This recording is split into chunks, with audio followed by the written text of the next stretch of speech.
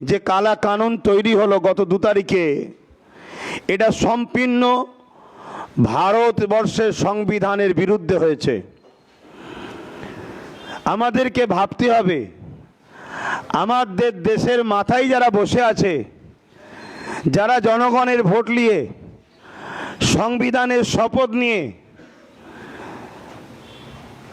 পার্লামেন্টের ভেতরে শপথ নেয়, তারা যদি সংবিধান বিরোধী কর্মকাণ্ডের সঙ্গে জড়িয়ে যায়, তাহলে আমাদের দেশ কিন্তু আগামী দিন গোলামির দিকে যাচ্ছে।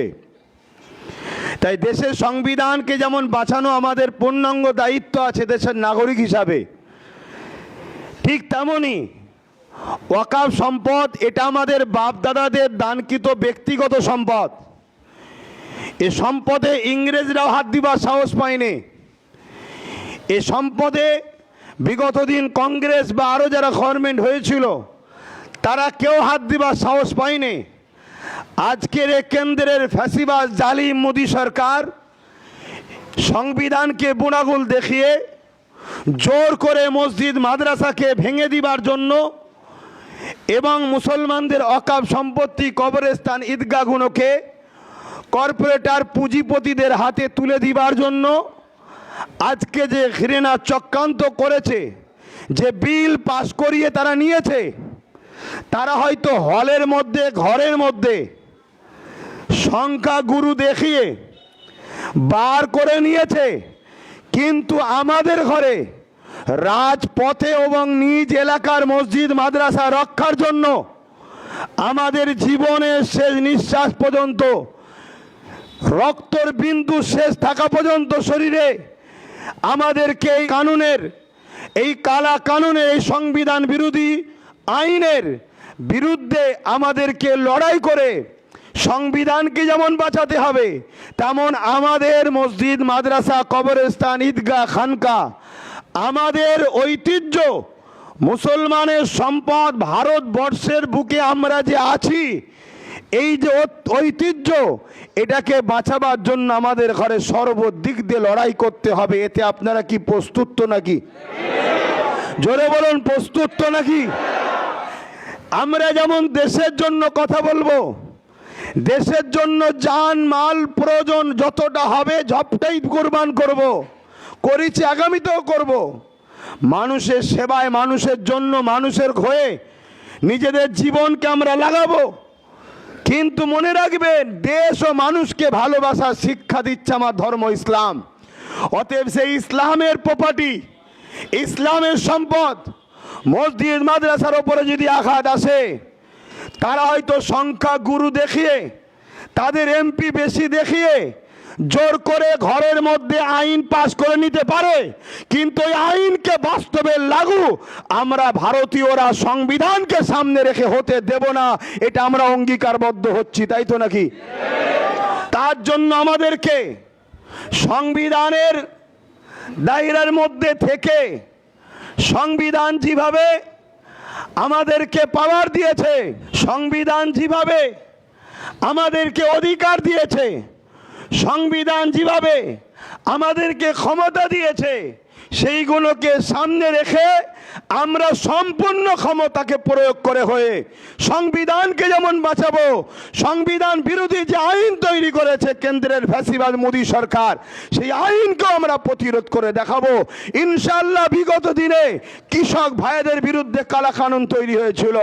কৃষক ভাইরা হরিয়ানা থেকে শুরু করে একটা রাজ্য থেকে, বিশেষ করে বিহার, হরিয়ানা, কি বলে, পাঞ্জাব থেকে শুরু করে আজকে সে কালা কানুনকে কেন্দ্র সরকার প্রত্যাখ্যান করতে বাধ্য হয়েছে।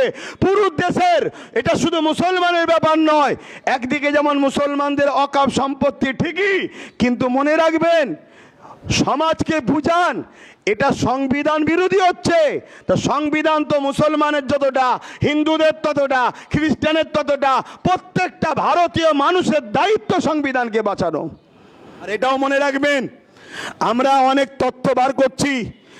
আপনারা যাদেরকে ভেবেছিলেন যে বিজেপিকে রুকার জন্য অমুক অমুককে দরকার আছে, তারা ওই দিন বিধানসভায়, পার্লামেন্টে যে কি করেছে, এটাও আমাদের দেখার একটু দরকার আছে না নাই? কথা বলুন, দরকার আছে না নাই? তাই কে কে হাজির ছিল, কে কে হাজির ছিল না, যারা হাজির ছিল কি বক্তব্য দিয়েছে, কি কথা বলেছে, এটা আমাদের দেখা দরকার আছে না নাই? কেউ যদি বলে সংখ্যা ওদের বেশি, আমরা কি করব? মনে রাখবেন, জনগণ অনেকে বলছে যারা হাজির ছিল না বা সংখ্যা বেশি দেখে সরে গিয়েছিল তাদের ব্যবস্থা জনগণ পাবলিক নেবে। প্রয়োজন হয় পাবলিক আগামী দিন জুতো পর্যন্ত ছুটবে, এরকমও খবর পাওয়া যাচ্ছে। কেন? কার সংখ্যা বেশি দেখার দরকার নয়, আমাদের দেখার দরকার তোমাকে আমরা পাঠিয়েছি কি করতে, তুমি আমাদের সমস্যা হলে কথা বলবে, ঠিক না বেটি?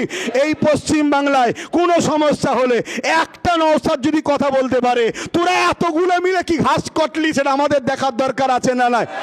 জনগণ দেখার দরকার আছে না নাই? তো সেই জায়গাতে আমাদেরকে এই খবরটাও নিতে হবে, এই বিষয়টাও আমাদেরকে জানতে হবে। হ্যাঁ, আমি আবার বলছি, আগামী দিন যদি সত্যিকারের কেউ যদি সর্বদিক দিয়ে রাজ্য ও সেন্টার উভয় জায়গার ওয়াকফকে উদ্ধার করার জন্য যদি এগিয়ে আসে, আমরা আহলে সুন্নাত ওয়াল জামাত তাকে সাপোর্ট পূর্ণাঙ্গ করব। আপনাদের মতামত কি? আর একটা পয়েন্ট যেটা বললাম মাথায় রাখবেন, একটু চোখ খুলুন।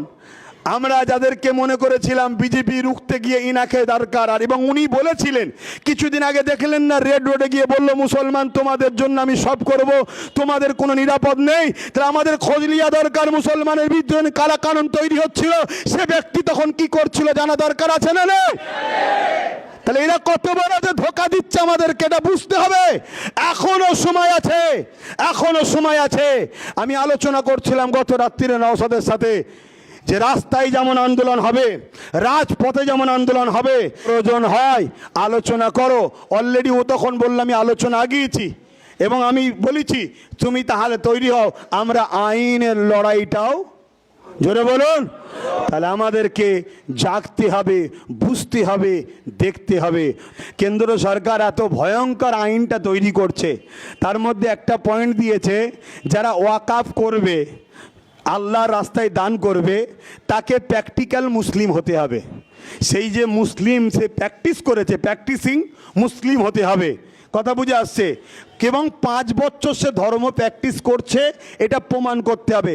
এই প্রমাণটা নেবে কে? জেলার যারা কালেক্টর তারা। তা জেলার কালেক্টর সে ইসলাম সম্বন্ধে বোঝে? সে তো নিজেই অমুসলিম, তা সে বুঝবে কি করে? তা সে দেখা যাবে আমাদের এই চাচাকে, মুরব্বিকে এতদিন ফুরফুরে আসার পরে বললো তুমি মুসলমানই এখন নয়। কোনো ইমামকে ডেকে বলবে এই ইমাম চলবে না, কেন মুসলমান নয়। মানে যা খুশি করতে চাইছে, এ থেকে আমাদের বুঝতে কি অসুবিধা আছে? সবচেয়ে বড় বিষয় হচ্ছে আরও যত ধর্মীয় ট্রাস্ট আছে, হিন্দু ভাইদের, জৈন ভাইদের, শিখ ভাইদের, পার্সি ভাইদের, প্রত্যেকটা ট্রাস্টের যে বডি হয় সে বডিতে লেখা আছে, যেমন হিন্দু ভাইদের বডিতে লেখা আছে শুধুমাত্র হিন্দু ভাইরাই থাকবে, অমুসলিম বা অহিন্দু তারা কেউ থাকতে পারবে না। তাহলে ঠিক ওয়াকফ সম্পত্তি তো এটা হওয়া দরকার আছে না নাই? আর এটাই রয়েছে, মুসলিমরাই থাকবে। কিন্তু আজকে কেন্দ্র সরকার বড় ছলে বলে কলে কৌশলে সেখানে শর্ত করে দিচ্ছে যে অমুসলিমদের ঘরে রাখতে হবে। এর পরিকল্পনাটা কি বুঝতে পারছেন না? এর পরিকল্পনা তো একটাই, আমাদেরকে আগামী দিন এই ভারত থেকে তাড়াবার প্ল্যান করবে, যেটা মায়ানমারে করেছিল। এর থেকে আর কত বিষয় আপনাদেরকে বলবো।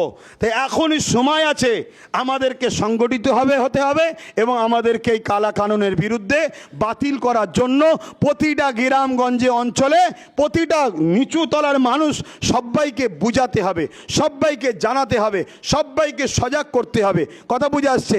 অনেকে বলছে যে ওয়াকফ জায়গা, এয়ারপোর্ট আছে ওয়াকফ জায়গা, রেল আছে ওয়াকফ জায়গায়, বিভিন্ন অফিস আছে ওয়াকফ জায়গায়, বিভিন্ন কি বলে সরকারি দপ্তরে ওয়াকফ জায়গায়, অতএব সে কোনো সরকারের। আরে আমরা অস্বীকার করছি কোথায়?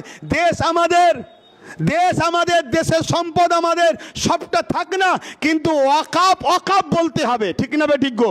সেটাকে কিন্তু তুলে দিবার প্ল্যান করছে। আর খুব ভালো করে শুনবেন, আমি আর একটা তথ্য আপনাদের বলে যাই, আমার পশ্চিম বাংলায় ওয়াকফের জায়গার ওপরে সম্ভবত দক্ষিণ দিনাজপুর কোনো একটা জায়গায় ওয়াকফ সম্পত্তির ওপরে বিজেপি পার্টি অফিস করেছে। রাজ্য সরকারের সহযোগিতা না থাকলে করলো কি করে?